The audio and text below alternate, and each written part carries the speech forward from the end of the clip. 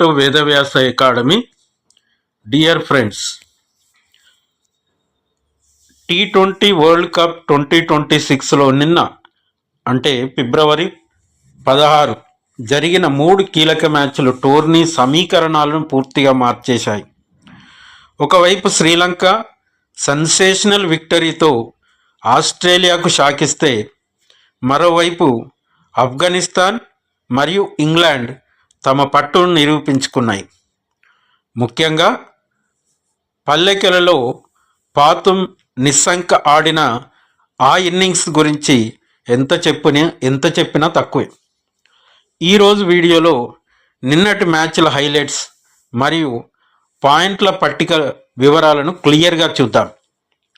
So మొదటి match Sri Lanka versus Australia. Toss గెలిచిన లంక bowling ఎంచుకుంది. ఆస్ట్రేలియా ఇన్నింగ్స్లో ట్రావిస్ హెడ్ 56 మెరుపులతో ఆసీస్ ప్రారంభంలోనే అదరగొట్టింది. ఒక దశలో 104 0 వికెట్ల నష్టంతో భారీ స్కోర్ చేసేలా కనిపించింది. కానీ లంక స్పిన్నర్లు అద్భుతంగా కమ్ బ్యాక్ ఇచ్చి ఆసీస్ను 181 పరుగులకే కట్టడి చేశారు.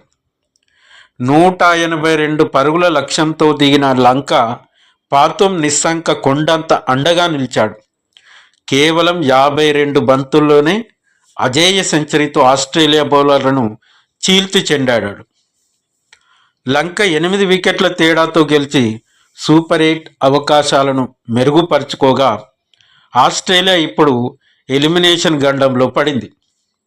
ఇక మ్యాచ్ 2 చూద్దాం. England versus Italy. ఈ గ్రూప్ సిలో జరిగిన ఈ మ్యాచ్లో ఇంగ్లాండ్ తన ఆధిపత్యాన్ని చాటుకుంది. విల్ జాక్స్ కేవలం 22 బంతుల్లో 53 పరుగులు చేయడంతో ఇంగ్లాండ్ 202 పరుగుల భారీ స్కోర్ చేసింది. పసికూన ఇటలీ ఏమాత్రం తగ్గకుండా పోరాడింది. బెన్ మానెంటి 60 మెరుపులు మెరిపించిన సామ్ కరన్ 3/33 దాటికి ఇటలీ 178 పరుగుల వద్ద ఆగింది.